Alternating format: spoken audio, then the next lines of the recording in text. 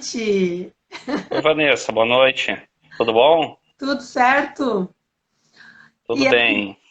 vou te pedir então para que inicialmente então tu te apresente, fale um pouquinho do teu trabalho e aí depois então a gente vai pro nosso papo, Thiago.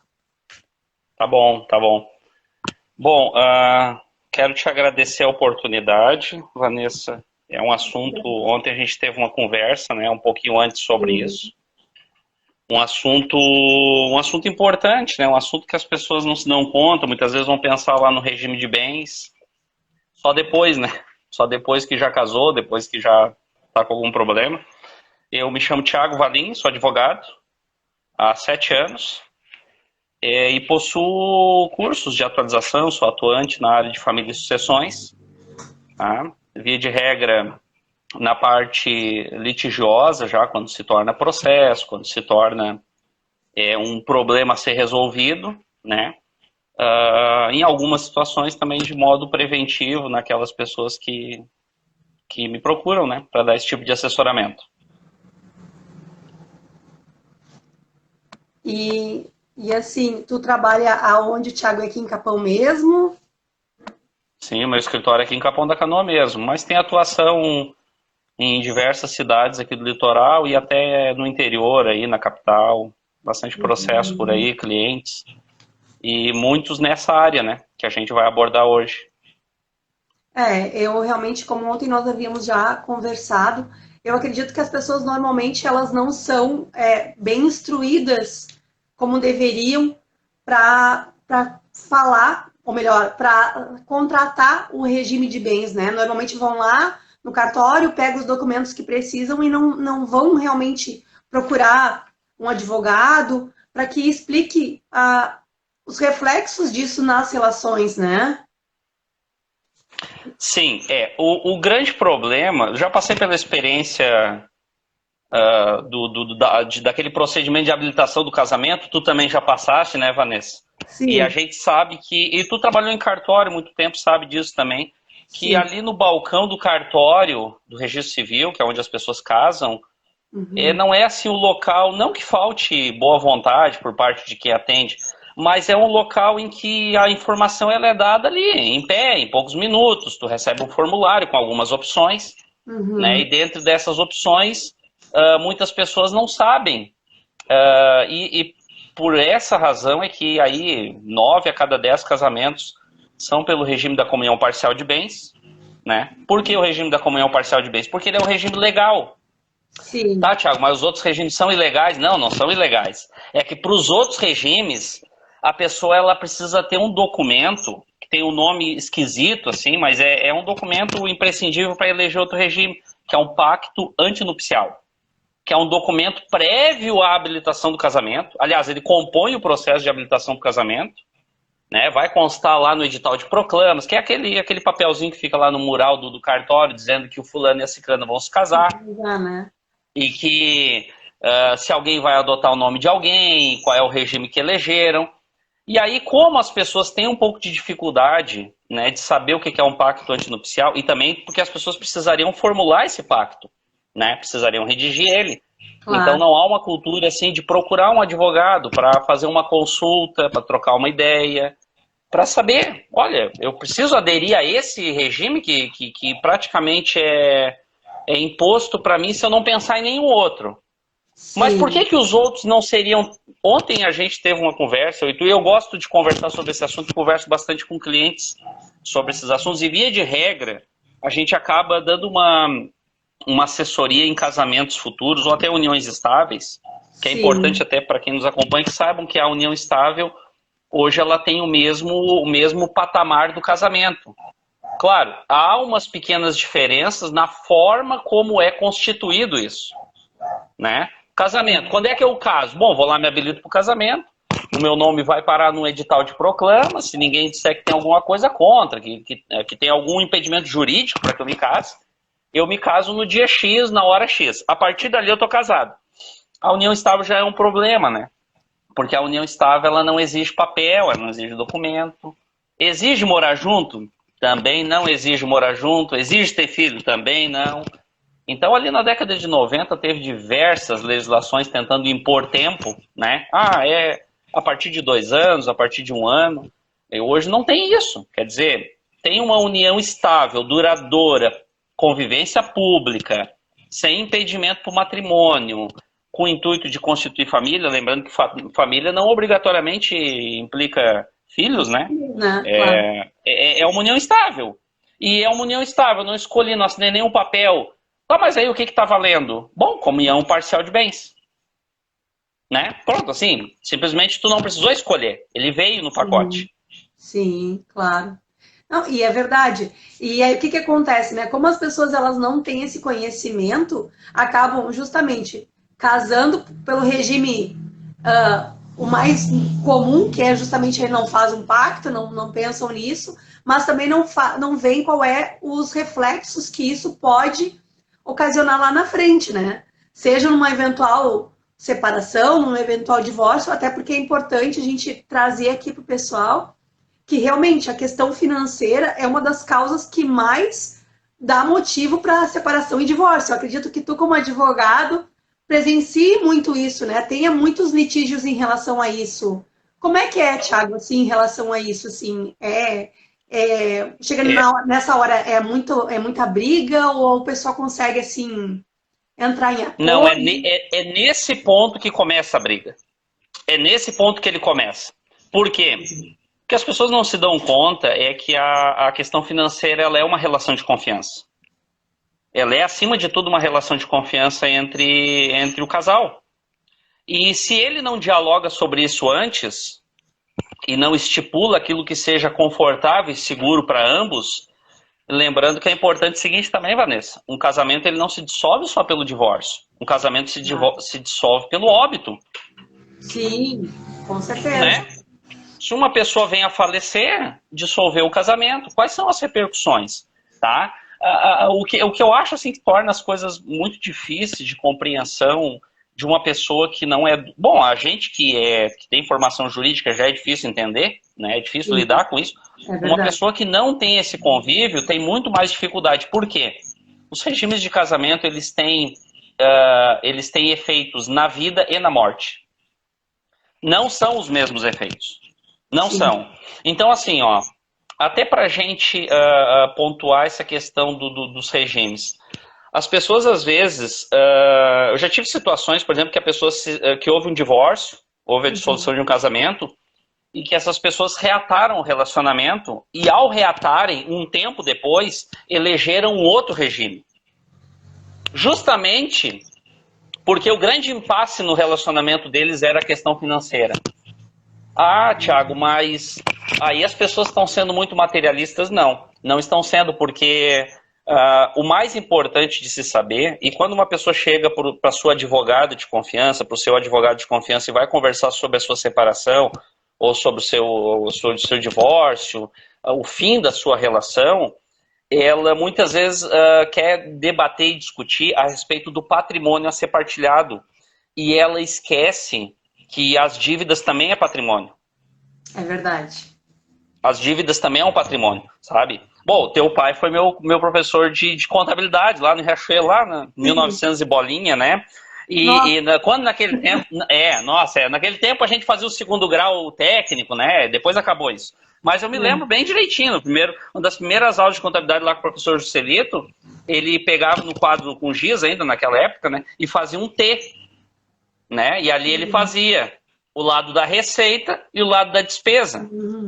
Né? Quer dizer assim, ganhei 1.000, gastei 800, eu tenho um saldo positivo de 200. Ganhei 800, gastei 1.000, meu saldo é negativo. Tiago, esse saldo negativo é partilhado? Ele é partilhado. E é muito importante porque... às vezes um dos cônjuges ele contrai dívidas, às vezes na sua atividade empresarial, no seu trabalho, ou na sua vida privada mesmo, e o outro acaba pagando o pato.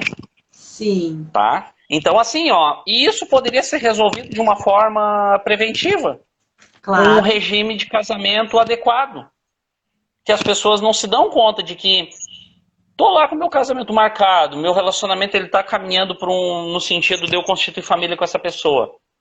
Por que eu não posso sentar com essa pessoa,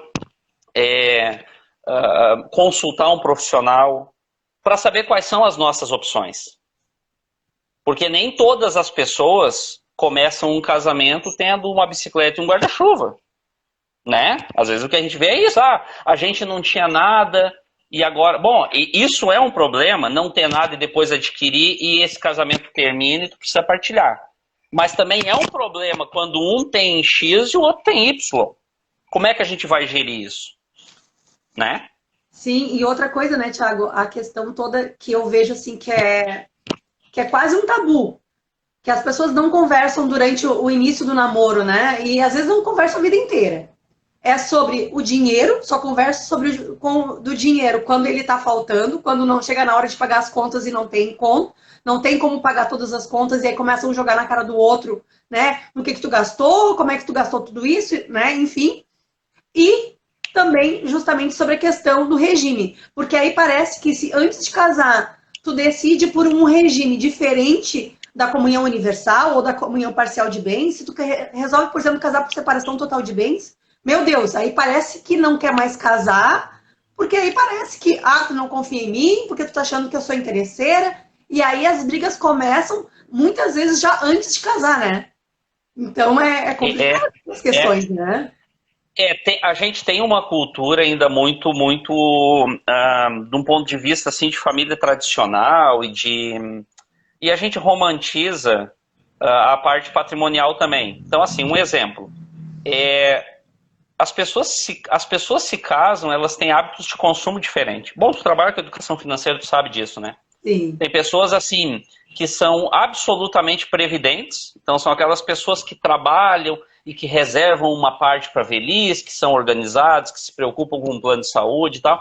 E tem pessoas que não têm essa preocupação, ou que elas formam a sua previdência, o seu futuro de uma outra forma. Às vezes investido num negócio, fazendo aplicação financeira de alto risco, enfim, diversas maneiras. Sim.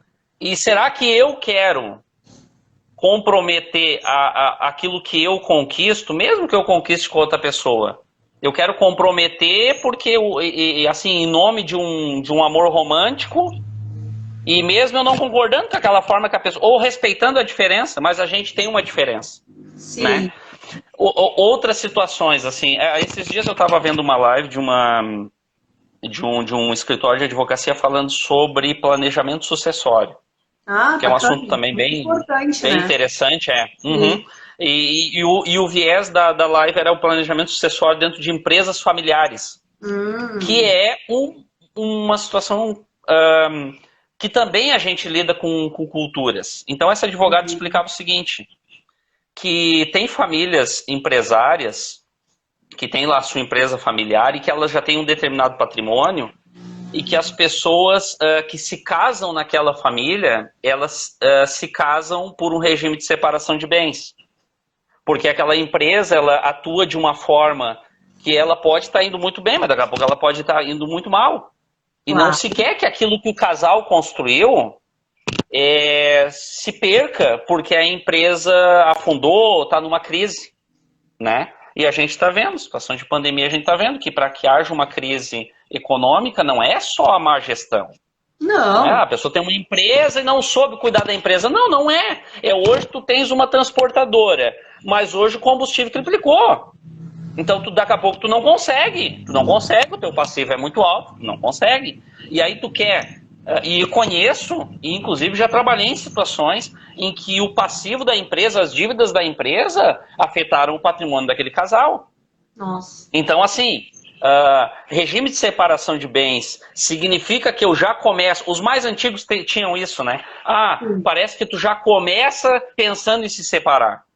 Não, é uma visão, é uma questão de cultura. Não é que tu case pensando em se separar, mas é que tu casa organizando de uma forma que tu, se acontecer algum problema, seja ele qual for, não significa só divórcio, como a gente falou.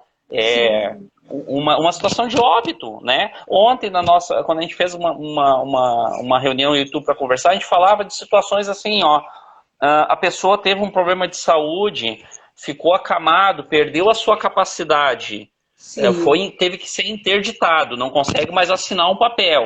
sim, Tá, e claro. aí, como é que fica? Como é que fica a situação, sabe? Tá, marido e mulher têm uma empresa junto, ninguém mais consegue assinar nada junto, todo mundo assina. Quer dizer, tu amarra as mãos e uma situação que tu poderia prever. Claro, Claro, doença, uma catástrofe é difícil, uma pandemia é uma coisa que a gente não sim, prevê, por claro, exemplo, com né? certeza. Mas tem coisas que a gente pode prever. Por exemplo, o evento morte é uma coisa que ela é previsível, Sim, tá? na verdade, Então, a única assim, coisa previsível na vida é ela, né? A gente não sabe o é, quando, mas ela é a única coisa que é certa que vai acontecer ela, é, né? é verdade. E o regime de casamento é importante também dizer o seguinte, que os regimes de casamento eles influenciam diretamente no direito sucessório. Sim, Então, se casou pelo regime A, quais são os efeitos depois da morte? Bom, tem regime de casamento que o cônjuge não é herdeiro, não é? Ele tem ali os seus 50% do patrimônio, mas ele não herda. Tem sim, regime de casamento que o casal não forma patrimônio, mas havendo o óbito de um, o outro é herdeiro, sim. junto com os filhos, né, se tiverem filhos, Ou com os pais, se tiverem pais, né? Também. ou com os pais, em Não, concorrência com os ascendentes, também com os pais ou com os avós, se se houver não também. tiver filhos, aí sobe para os pais, né?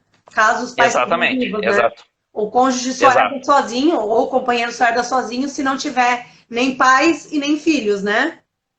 Exatamente, exato. O regime, assim, de uma forma predominante no Brasil, o regime que prepondera é o da comunhão parcial de bens.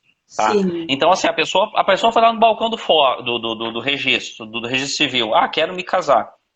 Levou a documentação, preencheu o seu formulário de habilitação. Ali já começa um procedimento prévio ao casamento, que é um procedimento administrativo, em que a pessoa vai escolher o regime, tá? uhum. Quando tu vai escolher o regime, a pessoa no balcão diz assim, olha, quase todo mundo casa aqui pelo regime da comunhão parcial. Se tu quiser casar por um outro regime, tem que fazer um pacto antinupcial. Bom, não faço ideia do que seja pacto antinupcial, então vamos nesse aqui mesmo, né? Então acontece, 9 em cada 10 é esse regime, Sim, tá? E estão o me que pedindo aqui, acontece? só te atrapalhar um pouquinho. Tem alguém, estão me pedindo aqui, explica quando aplica isso. Só me diz o que tu quer que explique quando aplica o quê, meu bem? Explica quando aplica isso. O que, Emanuele? Só me diz o que tu quer que explique quando aplica o quê? Emanuele foi minha colega na faculdade. Sim, sim, sim. Ela Foi minha colega na foi faculdade. minha colega no tabelionato, trabalhou Ah, comigo lá verdade. também, né? Uma amiga muito Fala aí para querida. nós, Manu, quando se aplica qual? Porque assim, ó, tá, no regime da comunhão parcial, assim, eu acho uma coisa engraçado no direito brasileiro, Ah, porque acabou assim, botando aqui o regime que não é herdeiro. o regime que não é herdeiro é a comunhão universal de bens. Na Isso, é comunhão essa universal de questão. bens existe uma única massa patrimonial. Ah, mas o que é isso, Má? É o seguinte, eu tenho um Fusca e a minha namorada tem um apartamento. Casamos. O Fusca e o apartamento são dos dois. Sim, aí. Vivemos 30 anos. Vivemos 30 anos. Constituímos empresa, trocamos de carro, compramos uma lancha, vendemos a lancha. Separou ou faleceu. É uma única massa. Isso é dividido ao meio. Cada um tem os seus 50%.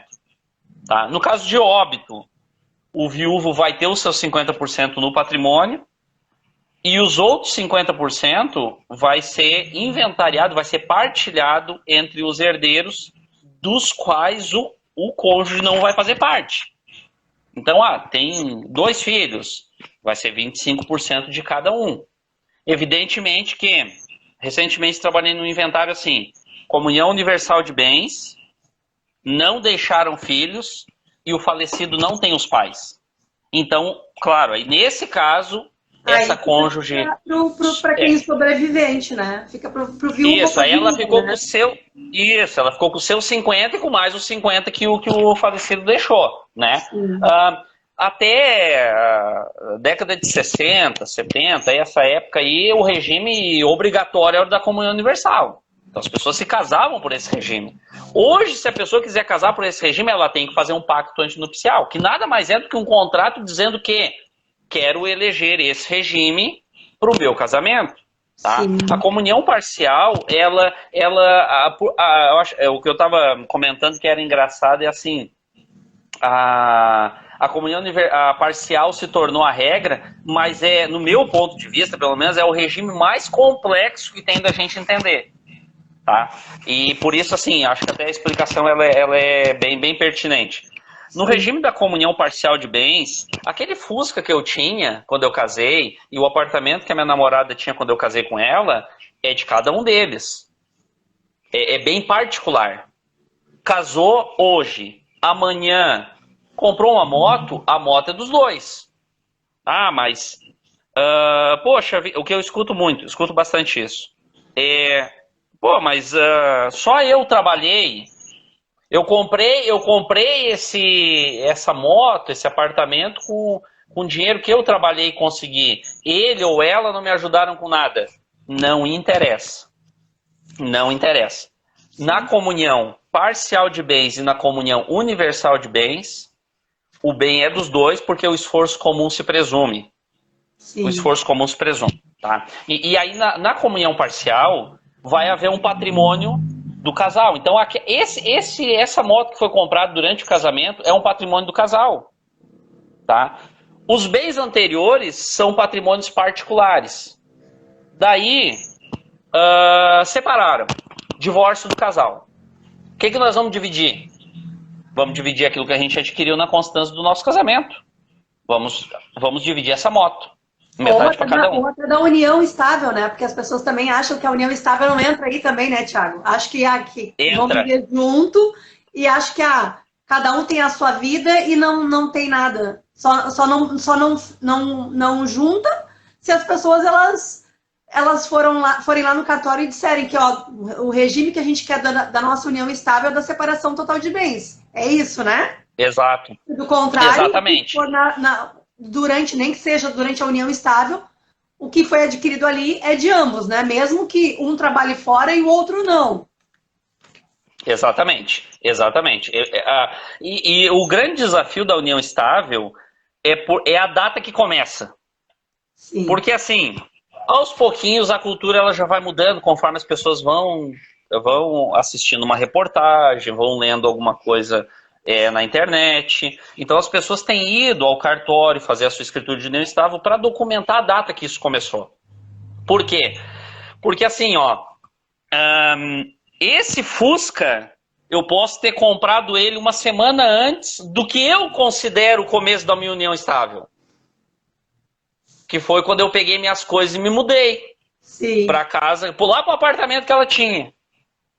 Bom, mas pode ser que ela entenda que a gente já tinha uma vida comum à medida que a gente já estava dividindo as contas e a gente só não tinha ido morar junto ainda por uma questão de se organizar, mas a gente já estava, a gente já era conhecido pelas pessoas como um casal aparentemente casado, a gente já tinha daqui a pouco até conta conjunta, né? Ou um veículo em comum, enfim. Uhum. Então, esse é o problema.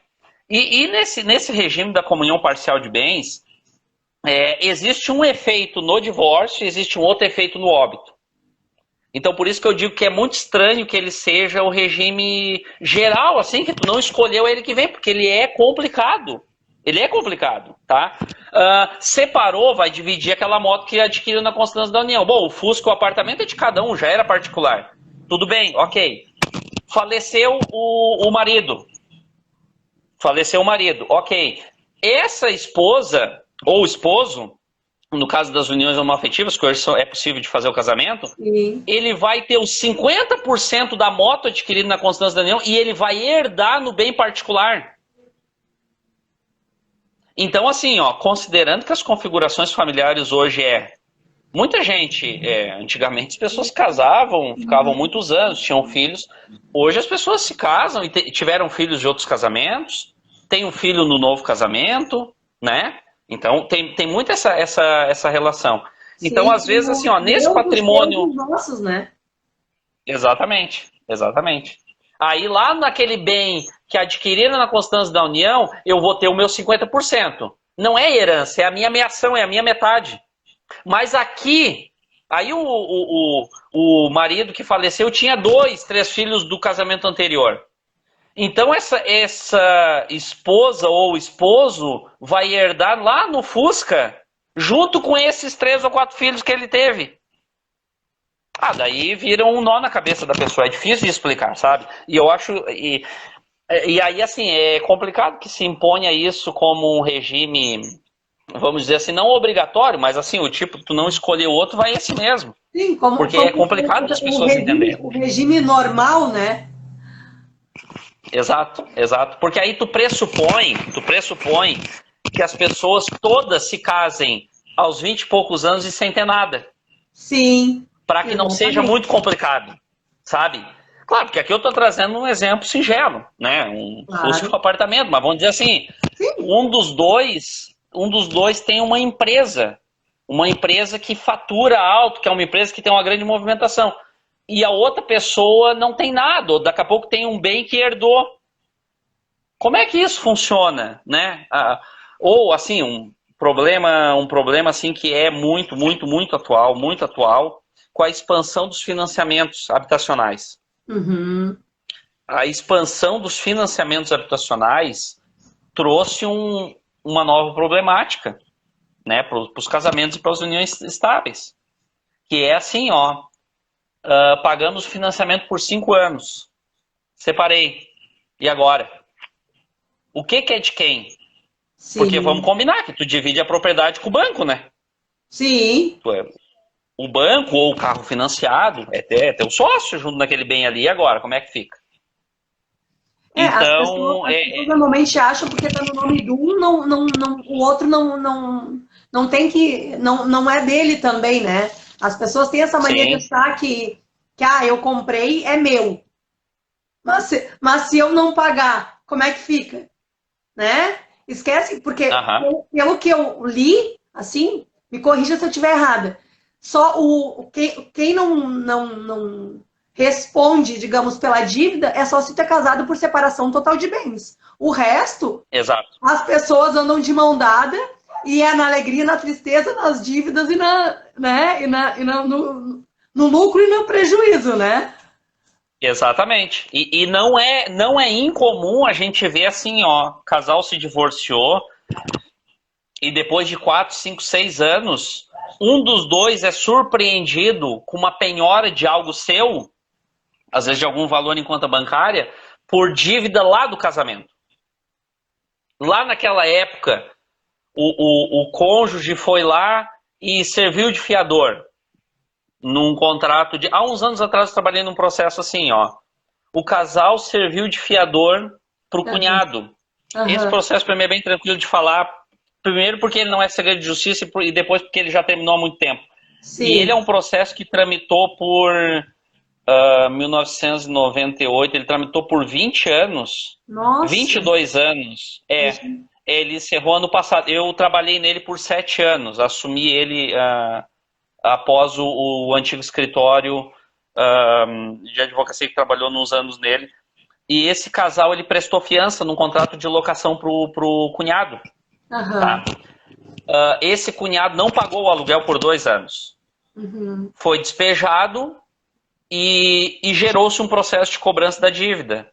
E esse casal, no ano de 2016, perdeu o único imóvel que tinha. Nossa! Aí acham que é ignorável, né? Que acho que não que como é o único bem não perde porque é o único imóvel que a gente tem. Mas depende, né, Thiago? Do fiador. Quando é fiança. Do fiador. Né? Exatamente. Do fiador em contrato de locação perde. Então, assim, eu não me lembro alguns detalhes ali. Eu não me lembro se foi o casal que prestou fiança, que serviu de fiador nessa locação, ou se foi um deles que assinou essa fiança. Eu sei que eles batalharam. Esse processo, ele andou por... Não teria que ser obrigatoriamente o fiador ser os dois? Porque aí a fiança não poderia... Obrigatoriamente tem que... não poderia ser um só, obrigatoriamente tem que ter. Obrigatoriamente tem que ter a anuência do outro. Isso. Tá? Mas até essas necessidades de anuência, o judiciário não tem levado muito ao pé da letra, não. Tem muito fiador aí... Não é algo absoluto. Não é algo absoluto. Eu já vi processo em que um deles prestou aval e que lá na frente se comprovou que o cônjuge tinha o conhecimento, que prestou aval numa outra dívida. Nesse caso, eu não vou falar porque eu não estou me lembrando dos detalhes se esse cunhado, esse inquilino que não pagou era irmão dela e quem prestou a fiança foi o cunhado, eu não me lembro. Eu sei que perderam o único bem. Então, assim,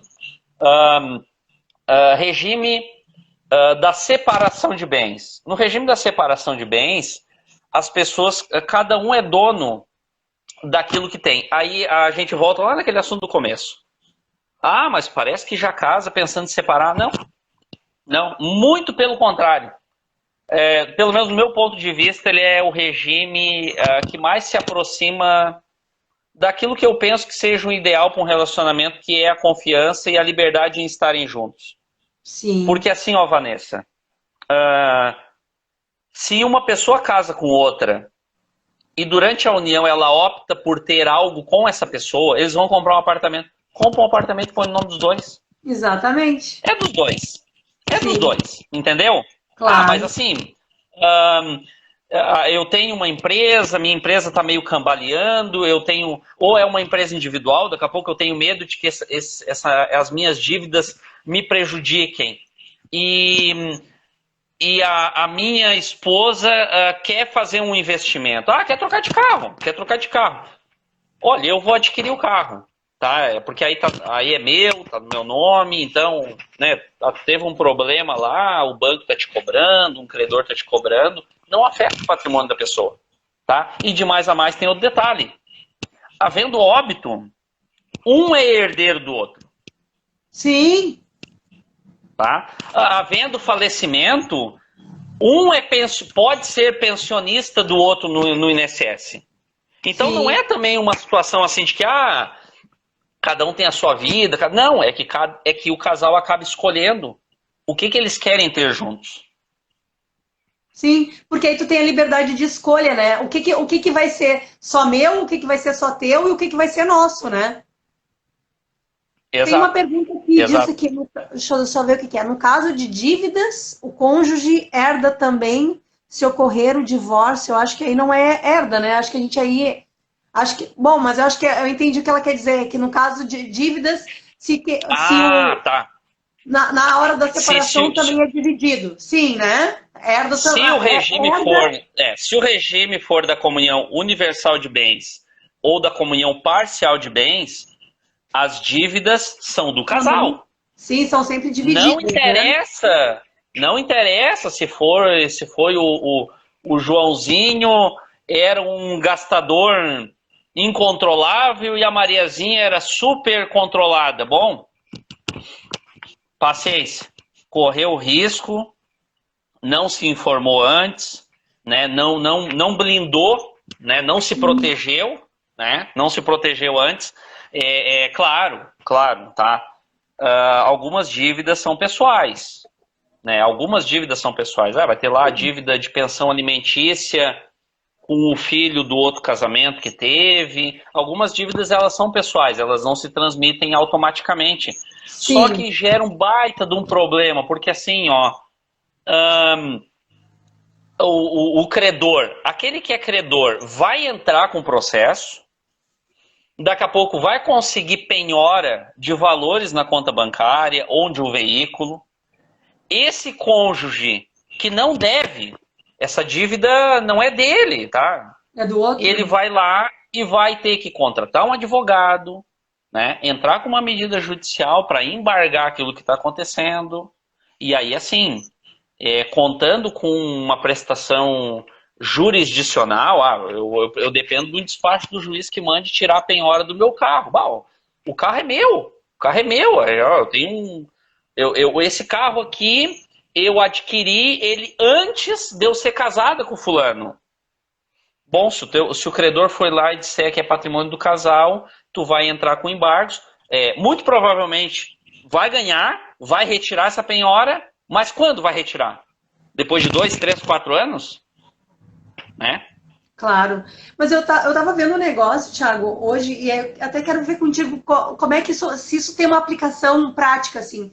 Porque eu tava lendo que hoje tu consegue alterar o regime de bens judicialmente se for consensual. Consegue. A alteração no regime de bens, ela só acontece judicialmente. Sim, claro. Só. tá? Só. É a única possibilidade que o Código Civil dá de alteração, ele é. Então, assim, se um casal quer, no decorrer do casamento, alterar o seu regime de união, de casamento, seu regime de bens, eles entram com uma ação judicial, através de advogado, justificando para o juiz ou a juíza que recebe a causa por que eu quero mudar, tá? Em regra, como é que é essa justificativa? A justificativa é a vontade das partes, tá? É a vontade das partes. O que o Código Civil, o que a lei prevê? Que a alteração no regime de bens não pode afetar o direito de terceiros. Sim. Tá? Uhum. Então, o Joãozinho tá até o pescoço de dívida na empresa dele. Tá atolado de dívida, tá vendo que a coisa vai de mal a pior, vai lá, ele e a esposa contratam uma advogada, entram com uma ação, a gente quer mudar. Vai mudar? Vai mudar. Mas contra os credores não vai surtir efeito. Quando o credor estiver lá executando e cair uma penhora em cima de um bem que é da esposa, ela vai vir lá nos embargos dela e dizer, não, mas a gente é casado pelo regime, a gente mudou, agora a gente é casado pelo regime da separação. Negativo, não vai surtir efeito. Mas já vendo credores com ação em andamento, essa alteração de regime é deferida? É aceita? A alteração de regime ela é deferida, mas essa alteração de regime não gera efeitos contra esses credores.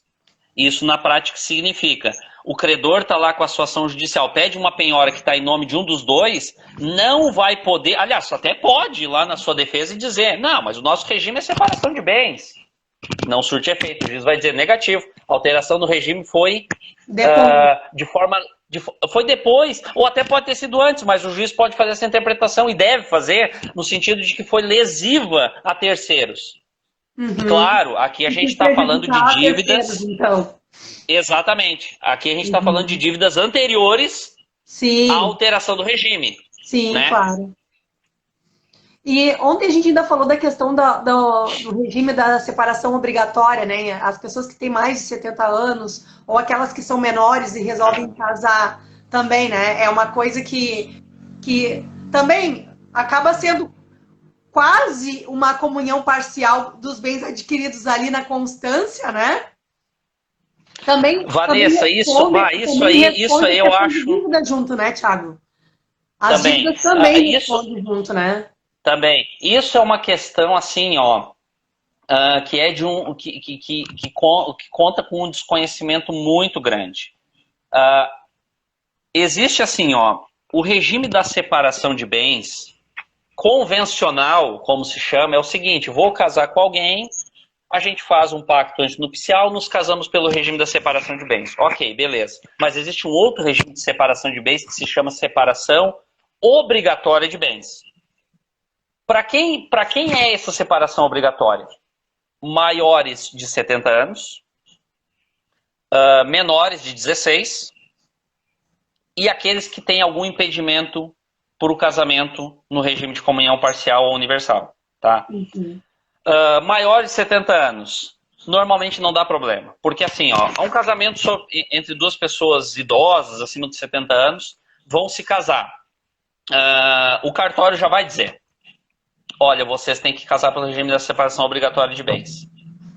Tá, Thiago, mas o que é o regime da separação obrigatória de bens? O regime da separação obrigatória de bens, ele tem uma súmula importante da STF, a súmula 377, que vai dizer o seguinte: na separação obrigatória de bens, existe o patrimônio adquirido na constância da união, existe, cada um tem o seu 50%, mas um não é herdeiro do outro.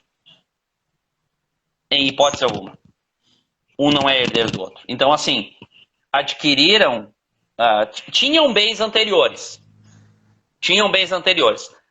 Se casaram. Adquiriram na constância da união alguns bens. Cada um tem a sua metade? Cada um tem a sua metade. Tanto para fins de divórcio como para fins de morte. Mas um não é herdeiro do outro. E aonde eu falo do desconhecimento absoluto é em relação aos impedimentos para o casamento. Que é o seguinte: cidadão foi casado entrou com processo de divórcio e está lá no processo de divórcio discutindo a partilha de bens. Já se divorciou, fizeram aquela audiência de conciliação, dali já saíram divorciados. Saíram com o documento do juiz, levaram a registro, mas o processo continuou correndo em relação à partilha de bens porque existe controvérsia. Se essa pessoa vier a casar novamente, e pode vir a casar, ela vai se casar pelo regime da separação obrigatória de bens. Que é o mesmo casamento lá do idoso lá. Aquilo que ele vê. Qual é o objetivo dessa imposição legal? Porque esse regime ele não tem escolha. Ele casou nessas condições, é imposto. Qual é o objetivo? Não haver confusão patrimonial. Tá? Eu estou num processo de divórcio e eu ainda não partilhei os meus bens lá no divórcio. Eu me caso de novo. Bom, o que eu adquiri daqui para frente é meu e da pessoa com quem eu me caso. Mas por que nós não somos herdeiros um do outro? Porque se eu venho a óbito no meio do caminho, pensa, olha a confusão. Olha a confusão. Eu tenho que partilhar aquilo da constância da união, aquilo que eu tinha anteriormente que também não foi partilhado dentro do divórcio. Quer dizer, tá feito o angu, né? Tem umas perguntas aqui para nós. Aqui tá perguntando assim, deixa eu ver aqui. Aí perguntou, a Karine perguntou aqui, ó, mas é só em caso de ação já em andamento ou mesmo credores sem ação ajuizada ao protesto? Acho que em relação... Assim, Karina. Tá, eu entendi. A questão da responsabilidade na alteração do regime de bens, né? Isso, exatamente. O que vai delimitar, Karina, é a data da dívida vencida e o momento da alteração de regime. Tá? Independentemente de eu ter ação, de eu ter protesto, de eu ter alguma medida. Então, assim, ó, eu tenho um cheque, ele vencia hoje e ele está sem fundo e eu quero cobrar, o sujeito que me emitiu o cheque não era conta conjunta, era só no nome do fulano de tal. Depois de 2, 3 meses, eles entraram com uma ação e alteraram o regime. Eu vou entrar com essa ação para cobrar 3, 4 meses depois. Eles já mudaram o regime. O teu direito está resguardado, porque tu é credor e quando foi feita a mudança, já viu uma dívida vencida e não paga. Entendeu? A alteração de regime, ela nunca pode prejudicar o direito de terceiros. Tem mais uma outra pergunta para nós aqui. Aí pergunta assim, ó, e quais as dicas para escolher o regime de bens? As dicas é a análise do caso a caso. Por quê? Porque um casal que está se casando e que não tem patrimônio, né? Não tem nada, assim, não tem nenhum problema, não tem uma dívida, não tem uma união anterior que está sendo discutida alguns bens. Esse casal ele pode tranquilamente casar pelo regime da comunhão parcial de bens, da comunhão universal de bens. Agora, casais às vezes com um pouco mais de história e atividades próprias, e patrimônio próprio, dívidas próprias, né? Cada um de um jeito, perfis muito diferentes. Daqui a pouco é interessante analisar a questão do regime da separação de bens. Ou assim, uma outra coisa importante que eu não falei.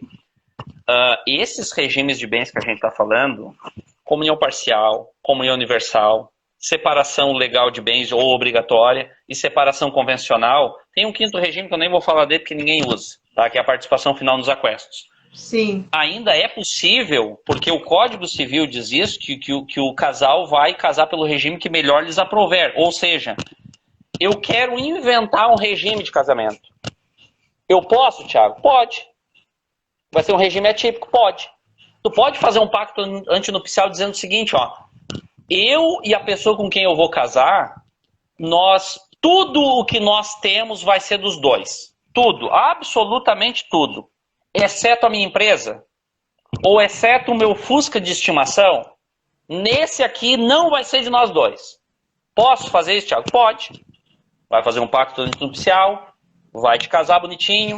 Tá, mas qual é o regime de bens que vai aparecer para mim lá na minha certidão de casamento? Vai estar escrito assim, ó, regime atípico de bens. Então tu pode estipular o que tu quiser. Então assim, eu respondo essa pessoa para essa pessoa dizendo o seguinte: como é que é o nome da pessoa que fez a pergunta mesmo, Vanessa? Foi a Emanuele que perguntou. Manu. Manu, pode... é caso a caso, né, Manu? É caso a caso. A pessoa...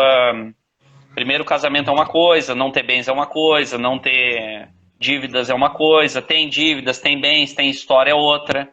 né? Consulte sempre um advogado ou advogado. É verdade. Na verdade, assim, né, Thiago? Tudo é muito complexo em relação a isso, né? Tanto em relação a regime e quanto aos efeitos disso, porque, como tu mesmo disseste, tem efeitos na vida, tem efeitos na morte, tem efeitos de dívidas, né, financeiros que a gente está trazendo aqui, né? E eu acredito que quanto mais cedo as pessoas se, assim, criarem essa consciência, se pudessem fazer a questão preventiva, seria muito mais fácil. Evitaria grandes problemas, né, no futuro, seja no divórcio, até mesmo no óbito, ou até mesmo na questão de dívidas, na hora de pagar dívidas, né? Mas Sim. eu acredito que o nosso papel aqui é justamente mostrar para as pessoas olharem para as suas relações e verem como elas estão encarando. E se ainda não conversou sobre isso, conversar com o seu parceiro ou com a sua parceira em relação a isso, né? Sim, sim. Eu imagino que até assim, que tu que trabalha com educação financeira, mas tu também tem essa formação jurídica, quando Sim. tu vai pegar uma situação de uma pessoa para organizar essa vida financeira da pessoa, é uma coisa. Quando Sim, tu vai assumir um casal, uma família, é outra coisa. com Porque certeza. as pessoas não pensam de forma igual, as pessoas não consomem de forma igual, as pessoas não lidam com o seu dinheiro e com o crédito que tem da mesma forma, né? Sim, Tem pessoas que, claro que a gente tem uma tendência de achar que quem está endividado é irresponsável, e a gente sabe que isso não é verdade. sim, claro Não que é não. verdade.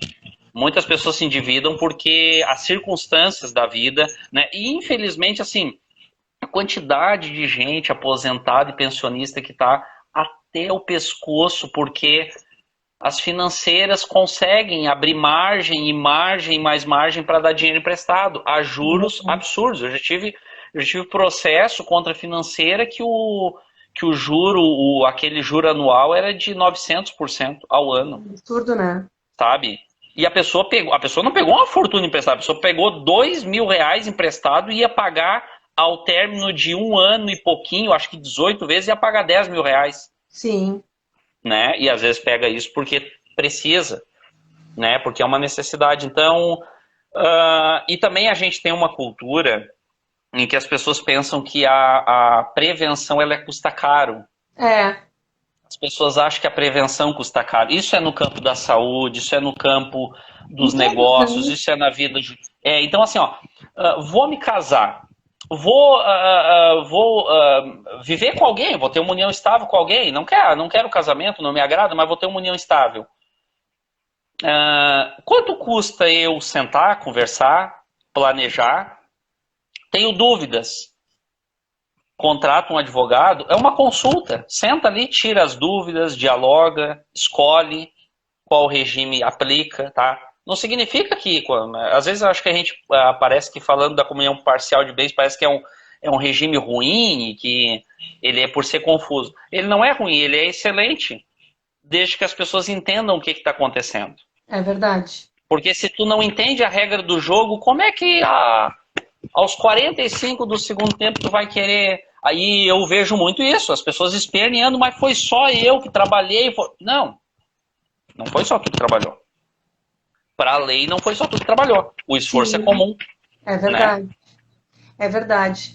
Bom, na verdade, assim, teríamos papo por uma noite inteira, né? Mas eu vejo que, assim, pelo horário da live tá quase, a gente já tá bem apertadinho. Quero te agradecer. Quero, se tu quiser, deixar aqui aonde o pessoal te encontra. Eu sei que para eles te seguirem, tem é só baixar aqui a flechinha, tem ali o teu nome. Além do Uhum. Instagram, onde mais que o pessoal te encontra, Thiago? Tem mais alguma outra? Bom, é, eu primeiro também quero te agradecer, Vanessa. Acho que é um tema, puxa, é um tema super importante. E quando a gente conversou a respeito, é um tema que eu gosto, acho que é super pertinente. Acho que é um desafio falar dessas coisas de uma forma que seja acessível. Eu não sei se eu atingir essa expectativa, mas de tentar não ficar falando, tanto que eu não trouxe nada, eu não anotei artigo de lei, nada, porque não é para falar de artigo Mas de eu lei. acho que não é essa a Falar nossa como é que as intenção, coisas né? A funcionam. nossa intenção é É, justamente informar, né? Não é. Aqui a gente não está falando sim, para advogados, de um modo geral, né? Nós Sim, estamos falando para pessoas que não são da área jurídica, né? Que precisam realmente ter esse exatamente. conhecimento, né? Eu, Exato. Então, assim, bom, tem o meu Instagram aí que eu estou participando, né?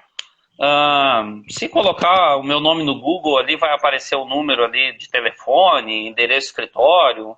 Tem Facebook também, é fácil de achar.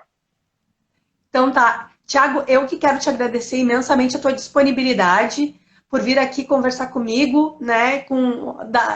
Digamos assim, dar as informações da área do direito, né, para o pessoal, porque eu acredito que é muito importante tudo isso que a gente está passando para eles e ficar também à disposição.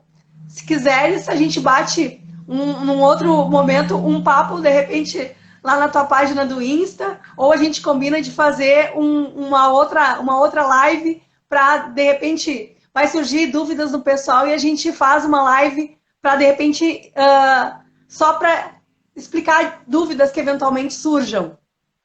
Sim, sim, com certeza. Pode contar comigo. Então, tá. Mais uma vez, Tá bom? gratidão. Muito obrigada. Tá bom, Tá? obrigado, Vanessa. Uma boa noite. Até Boa noite. mais. Boa noite a todos. Até mais. Tchau, tchau. Tchau.